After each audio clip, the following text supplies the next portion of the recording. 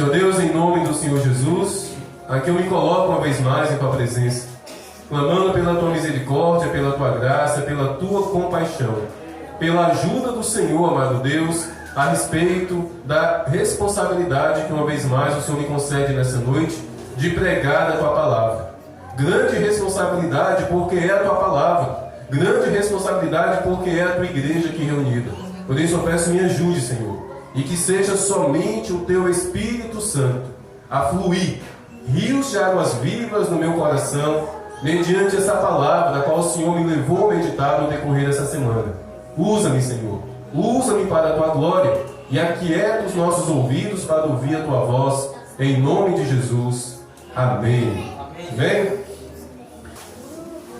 Salmo 51, versículo 1, versículo 2 e versículo 3. Assim diz Davi, assim disse o rei Davi, e assim a palavra de Deus nos diz nessa noite: compadece-te de mim, ó Deus, segundo a Tua benignidade, e segundo a multidão das Tuas misericórdias, apaga as minhas transgressões. Lava-me completamente da minha iniquidade, e purifica-me do meu pecado.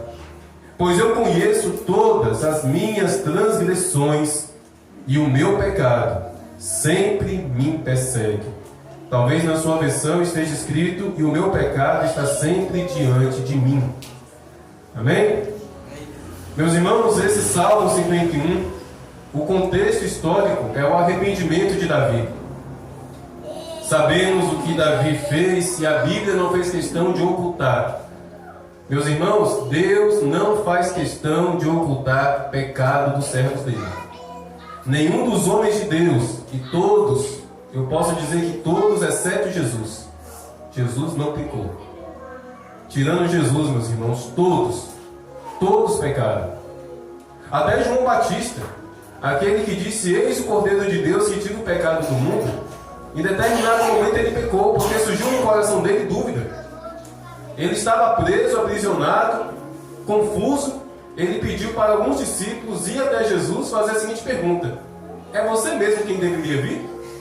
Sendo que anos antes ele tinha tido a revelação: eis o Cordeiro de Deus que tira o pecado do mundo. Mas naquele momento de dor, a incredulidade, a dúvida bateu no coração dele. Todos os homens de Deus, homens e mulheres registrados na Bíblia, cometeram um erro. E repito, Deus não fez questão de esconder. Deus permitiu com que fosse registrado. Davi já era rei. Davi tinha tudo. Davi, na verdade, tinha mais ou menos umas 3 ou 4 mulheres, se não me falha a lembrança. Era um homem bem casado e até muito casado. Naquele tempo havia essa permissão. Mas de repente, andando ali pelo palácio, o palácio ficava em um lugar alto. De onde ele estava, ele avistou uma mulher tomando banho, que era Batseba. E pode ter certeza que não foi somente uma, que não foi somente 2 ou somente 3, pode ter certeza que dezenas e dezenas de vezes Davi conseguiu marcar o horário que aquela dona ia tomar banho, e ele ficava lá na espreita, ó, ficava lá escondidinho, até que toda aquela tentação tomou conta da carne dele. Meus irmãos, não foi Batseba que chamou Davi para dentro do quarto dela, foi Davi. E ela não poderia desobedecer, era o rei. Os oficiais foram lá e a convocaram. E ela foi, e infelizmente aconteceu o que aconteceu. Davi, um homem casado, sabendo que aquela mulher era casada com um dos seus soldados, teve relações sexuais com aquela mulher. E aquela mulher engravidou. Semanas depois ela procurou Davi e disse: segura esse pepino, descasca esse abacaxi. E Davi, já cego, já totalmente atolado no pecado, teve a brilhante ideia, depois de tentar ludibriar de tudo quanto é forma o Urias, para se deitar com sua esposa, para na mente do povo de Urias: ah, esse filho é meu. E Urias recusou. Urias recusou porque enquanto ele estava ali no bem bom, os colegas dele estavam lá na batalha. Não, meu bem, jamais eu faria isso. Então Davi teve a brilhante ideia de arquitetar, de dar um jeitinho para que aquele homem fosse morto, e infelizmente aquele homem morreu, traspassado de de flechas. Foi assassinado em uma trama diabólica de Davi. Depois disso, está solteiro agora, está viúva, maravilha, agora eu vou casar com ela. Davi tentou consertar um erro, outro erro, sem perceber que estava em um abismo, indo para outro abismo e afundando em um abismo ainda maior, porque assim é o pecado, é um abismo levando a outro abismo. E durante muito tempo aquele homem permaneceu como se nada tivesse acontecido. E nós estamos falando de um homem que é conhecido como um homem segundo o coração de Deus. Então Deus levantou o profeta Natã para ir confrontar aquele homem. E aquele homem foi confrontado. E de imediato ele entendeu que de fato ele era pecador e miserável. E logo após ser confrontado pelo profeta Natã, a Bíblia diz que ele correu para o templo, caiu de joelhos e começou a chorar, a chorar, a chorar e a chorar. E o Salmo 51 é o clamor de arrependimento do rei Davi em meio às lágrimas. E eu volto a ler os primeiros 3 versículos. Em meio às lágrimas, Davi clamou a Deus: compadece-te de mim, ó Deus, segundo a tua benignidade, segundo a multidão das tuas misericórdias, apaga as minhas transgressões. Lava-me completamente da minha iniquidade e purifica-me do meu pecado, pois eu conheço as minhas transgressões e o meu pecado sempre me persegue. Assim ele iniciou esse clamor de arrependimento. Assim Davi se derramou e buscou a face de Deus clamando por perdão. E sim, Davi foi perdoado. É o que, pastor? Deus perdoou um homem adúltero. Deus perdoou um homem que tramou assassinato. Sim, meus irmãos. Deus não é como eu. Deus não é humano. Deus é Deus. E nós não temos a mínima noção do que é de fato a misericórdia de Deus, a ponto de perdoar tal atitude, a ponto de perdoar tal homem pecador. Mas perdoou porque se arrependeu, tardou, sofreu as consequências, mas se arrependeu e foi perdoado. Mas, meus irmãos, uma informação tenebrosa esses primeiros versículos nos traz aqui nessa noite. Ali naquele clamor, Davi diz o seguinte: e o meu pecado me persegue. Meus irmãos, há anos eu medito nessa declaração de Davi. O meu pecado me persegue. Meus irmãos, se um homem segundo o coração de Deus era perseguido pelo pecado, quanto mais eu e você. E essa, meus irmãos, é a realidade. Sinto muito dizer isso a vocês. O pecado nos persegue. O pecado nos persegue. E cada um de nós aqui em especial tem um pecado específico que persegue. Talvez o pecado que me persegue não seja o pecado que te persegue. Talvez o pecado que te persegue não seja o pecado que me persegue. Mas cada um de nós temos aquele pecado que constantemente colocamos a mão na cabeça e dizemos: meu Deus, eu caí de novo nisso. Quem aqui já fez esse lamento além de mim? Eu já, meus irmãos. Quantas e quantas vezes, meu Deus, de novo nesse pecado, Deus, de novo nessa mesma pedra de tropeço, me ajuda, Senhor. O pecado nos persegue, mas um pecado específico, meus irmãos, persegue cada um de nós. Persegue, meus irmãos, e o Salmo 51 nos relata isso. E por que o pecado nos persegue, pastor? Porque o pecado nos persegue. Sabe por que o pecado nos persegue, meus irmãos? Porque o pecado é humano. O pecado é carnal. O pecado é do nosso coração. O pecado faz parte da nossa humanidade. O pecado é como uma sombra. Alguém pode correr da sua sombra? Não. Em um dia ensolarado, tente correr da sua sombra. Quanto mais você corre, mais rápido ela está também te acompanhando. Enquanto nós estivermos respirando na face dessa terra, o pecado será uma sombra tenebrosa a nos perseguir, meus irmãos. E eu preciso alertar a igreja quanto a isso. O pecado é humano, o pecado é nosso. Satanás, meus irmãos, não faz ninguém pecar. Eu não tenho esse dinheiro aqui comigo, mas se alguém me provar na Bíblia, essa semana mesmo eu dou um jeito de conseguir esse dinheiro para pagar você. Se tiver alguém aqui dentro dessa igreja que prove na Bíblia que Satanás nos faz pecar, eu dou R$1000. Não existe na Bíblia um único versículo que diz que Satanás faz o homem pecar. Não. Satanás, meus irmãos, é culpado de muita coisa, do meu pecado e do seu pecado. Não. Pare de olhar para o diabo e dizer que a culpa é dele. Pare de olhar para Satanás e ficar com choromelas. Ah, foi o diabo que me tentou, foi o capeta que me induziu. Mentira. Foi você que pecou. Foi eu que pequei, somos nós que somos pecadores, porque o pecado, meus irmãos, é da nossa carne. E outra coisa que me irrita, quando eu vejo pastores, pregadores, manipulando a palavra de Deus, fazendo as pessoas entenderem que o pecado não é culpa dela não, que ela é uma vítima. Pecou porque foi vítima. Certa vez eu vi um pastor que chamou uma irmã acima do púlpito. E hoje eu compreendo a malícia daquele pastor. Eu compreendo porque ele teve aquela expertise, aquele manejo para chegar a adivinhar aquela situação que a irmã estava passando. Ele chamou a irmã até o altar e começou a orar pelaquela irmã, pediu para a irmã levantar os olhos, levantar as mãos, fechar os olhos. E ele começou a orar, começou a orar em línguas. E ele começou a falar: minha irmã, Deus está colhendo as suas lágrimas, Deus está contemplando o seu sofrimento. E certamente ele deve ter visto o seguinte: a irmã com a aliança no dedo da mão esquerda, só que ela estava com uma volta, ela estava com uma correntinha de prata, e nessa corrente estava uma aliança. Ali eu tenho certeza que ele deduziu que era a aliança do esposo dela, e que os dois estavam em litígio. E de repente ele pede para aquela irmã abrir os olhos e dá a seguinte reveladura, que isso não é revelação, é reveladura. É uma mistura de revelação com ferradura de cavalo. É um coisa, isso não é revelação não, isso é mentira.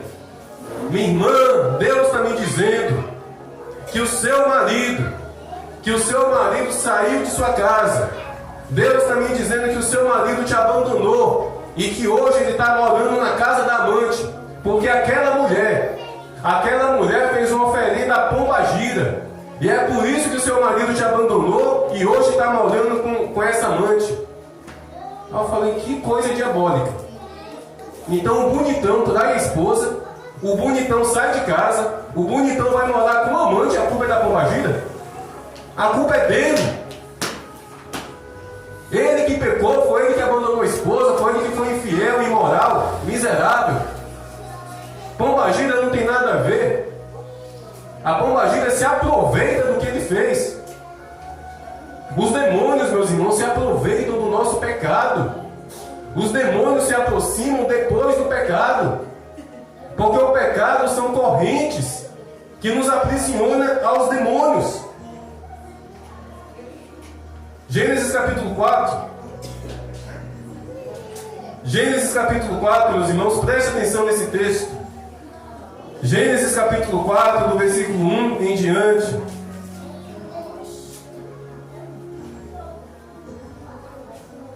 Amém? Estou ouvindo vozes, não é revelação de Deus não, as irmãs conversando. Gênesis capítulo 4, do versículo 1 em diante. Adão teve relações com Eva, sua mulher. Ela ficou grávida e deu à luz a Caim. Então ela disse: adquiri um varão com o auxílio do Senhor. Depois deu à luz a Abel, irmão de Caim. Abel foi pastor de ovelhas e Caim foi agricultor. Aconteceu que ao fim de um certo tempo, Caim trouxe do fruto da terra uma oferta ao Senhor. Abel, por sua vez, trouxe das primícias do seu rebanho e da gordura deste. O Senhor se agradou de Abel e de sua oferta, mas de Caim, de sua oferta, não se agradou. Caim ficou muito irritado e fechou a cara. Então o Senhor lhe disse: por que você anda irritado? E por que essa cara fechada? Se fizer o que é certo, não é verdade que você será aceito? Mas se não fizer o que é certo, eis que o pecado está à porta, à sua espera. O desejo dele será contra você, mas é necessário que você o domine. Caim disse a Abel, seu irmão: vamos ao campo. Estando eles no campo, Caim se levantou contra Abel, seu irmão, e o matou. Meus irmãos, eu acabei aqui de ler 8 versículos. E esses 8 versículos nos relatam o primeiro assassinato. Um irmão assassinou o outro. Não sabemos se ele pegou uma pedra ou um pedaço de pau, mas um irmão matou o seu irmão mais novo. Eu li 8 versículos. Eu citei Satanás nesses 8 versículos. Satanás não aparece, meus irmãos. O primeiro assassinato, uma coisa cruel e terrível, o ser humano mata outro. Satanás não apareceu na história. Foi Caim, e somente Caim, que tomou a decisão de matar o irmão. E veja que assustador, Deus apareceu para ele e tentou alertá-lo: meu filho, o pecado bate a porta. Deus sondou o coração daquele homem e viu que havia maldade.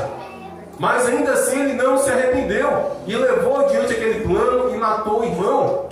Satanás não teve culpa alguma, Satanás não teve nenhuma interferência. Foi Caim, meus irmãos, e somente Caim que fez aquele ato. O diabo não teve nenhuma participação, porque assim é o pecado, meus irmãos. E Jesus Cristo nos confirma isso.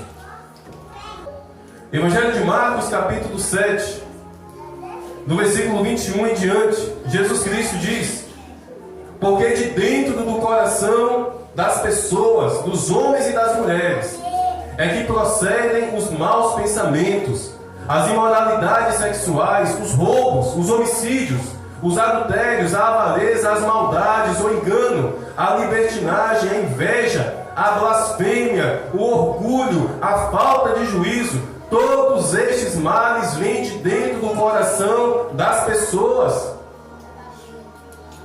É de dentro do nosso coração, meus irmãos, que procede tudo isso. Não é do coração do diabo, não é do coração dos demônios, é do coração do homem, é do meio do seu coração. E é por isso que a Bíblia diz que o nosso coração é enganoso, porque o pecado pertence a nós, o pecado é da carne, o pecado é da humanidade. E é por isso, meus irmãos, que o pecado sempre irá nos perseguir, como uma sombra tenebrosa.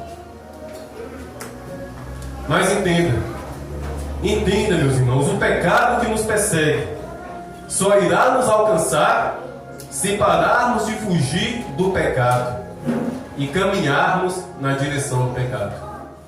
Meus irmãos, o pecado nos perseguir, o problema não está aí. O pecado tentar nos perseguir constantemente, o problema não está aí. O problema é quando deixamos de fugir do pecado. O problema é quando deixamos de virar as costas para o pecado. O problema é quando paramos de fugir do pecado e voltamos os nossos olhos para o pecado e damos passos na direção do pecado. Aí está o problema. O pecado nos perseguir, isso vai ser até o último dia que nós estivermos vivos nessa terra. Mas o problema, meus irmãos, é quando você para.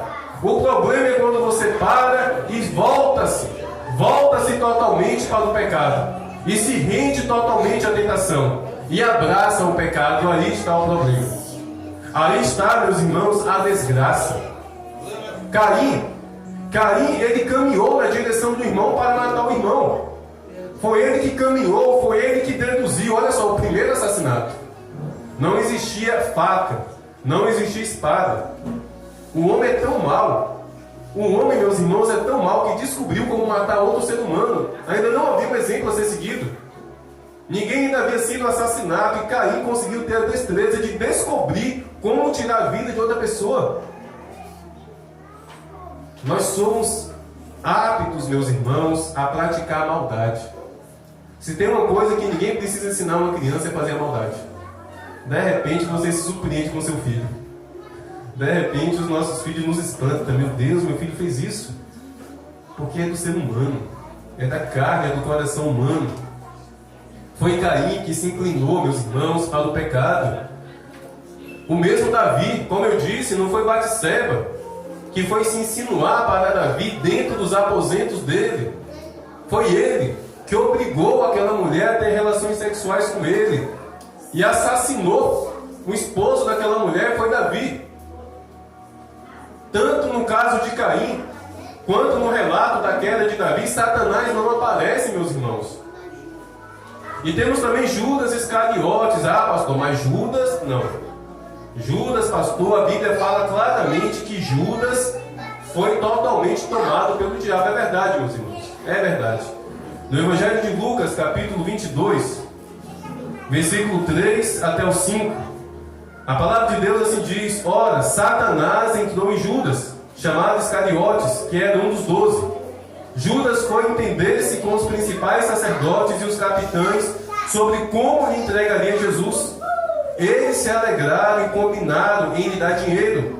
Judas concordou e buscava uma boa ocasião para lhes entregar Jesus longe da multidão. Está vendo, pastor? Foi Satanás. Não foi Satanás, não.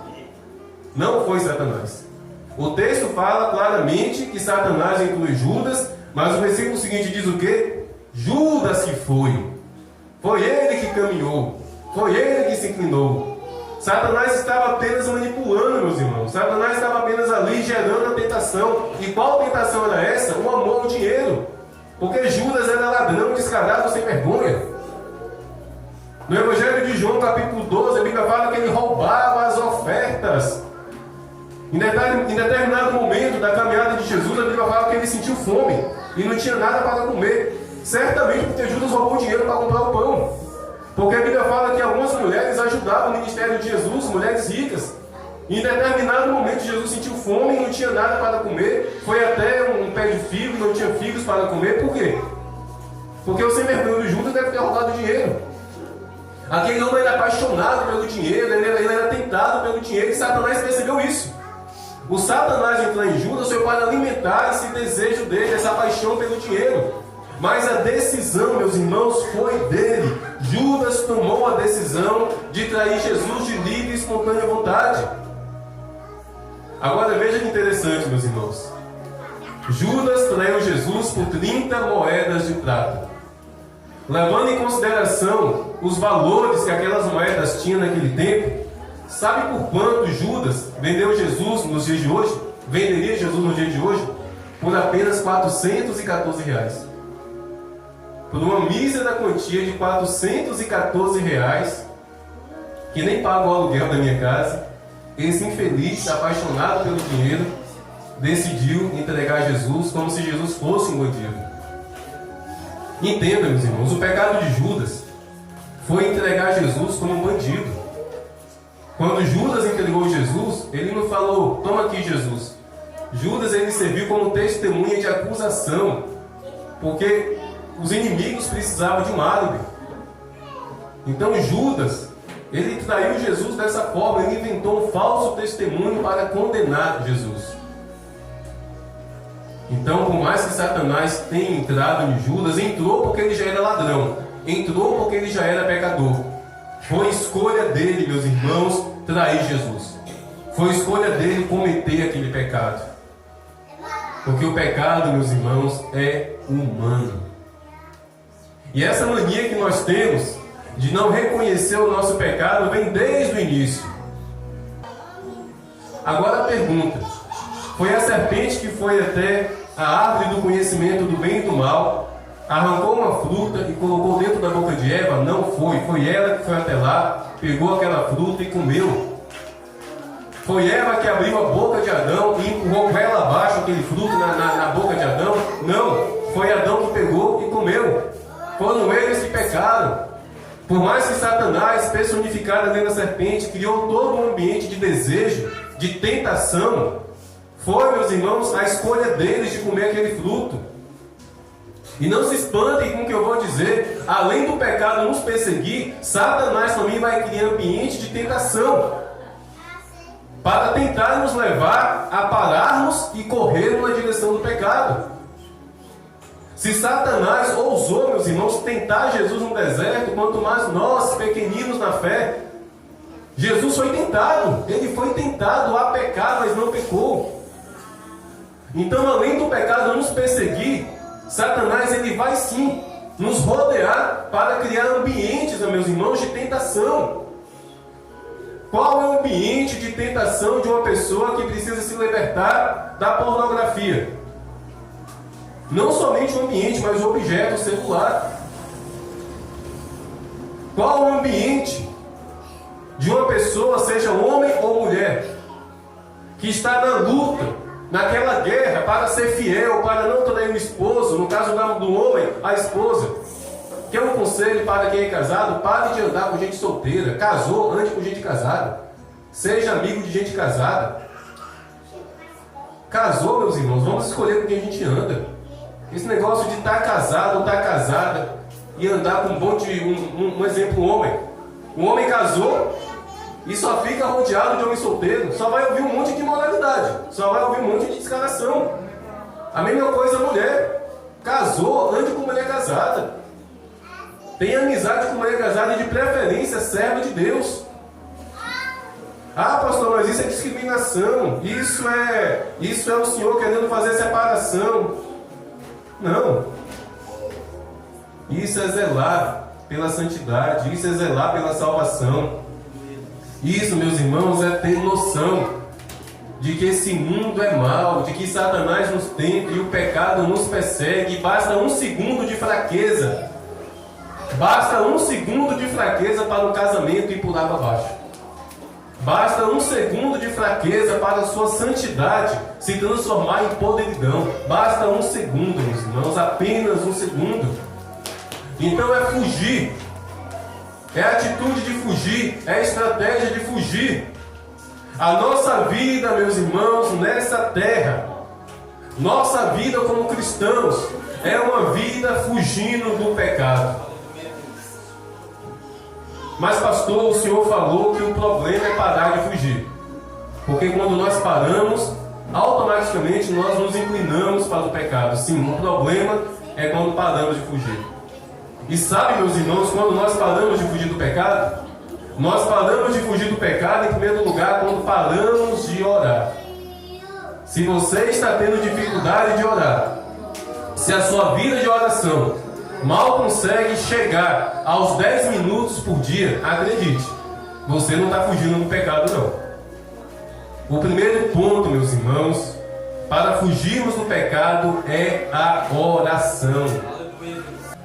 Não se foge do pecado correndo com a própria força, se foge do pecado de joelhos diante do trono de Deus.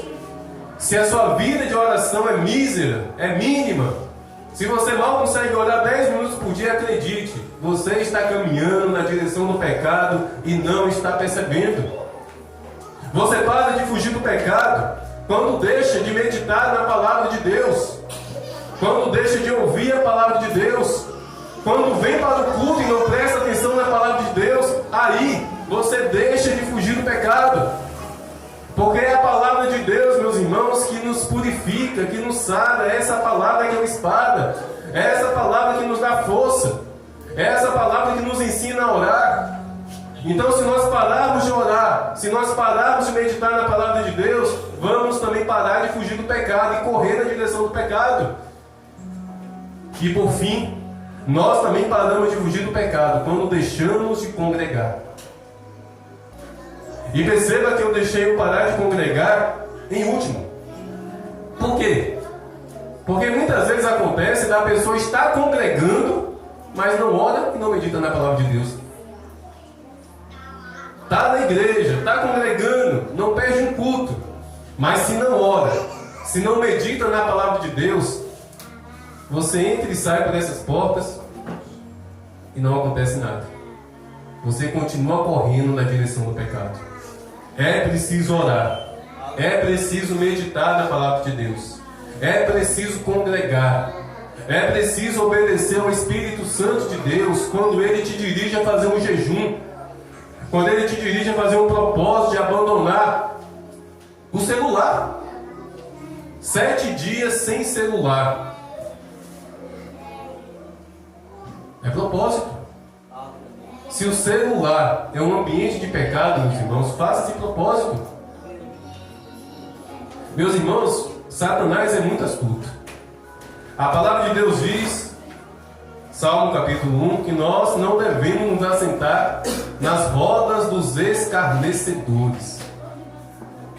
Mas você sabia que hoje o celular está sendo um tamborete, onde cada um da sua casa se assenta em roda de escarnecedores? A pessoa está ali dentro da casa dela, mas está em roda de escarnecedores.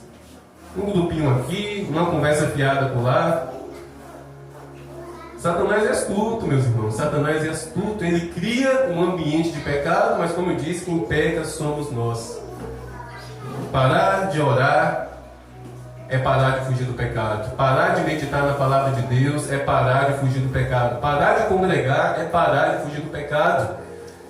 E todas essas coisas, meus irmãos, nos concede armas. Orar, meditar na palavra de Deus, congregar, nos concede armas. Nos concede armas espirituais. O apóstolo Paulo, ele escreveu o seguinte: porque as nossas armas não são carnais, mas sim poderosas em Deus para a destruição de fortalezas. Que fortalezas são essas? As fortalezas do pecado. Quando nós pecamos, meus irmãos, barreiras surgem, fortalezas surgem na nossa alma, e os demônios adentram dentro dessa fortaleza e se escondem lá dentro.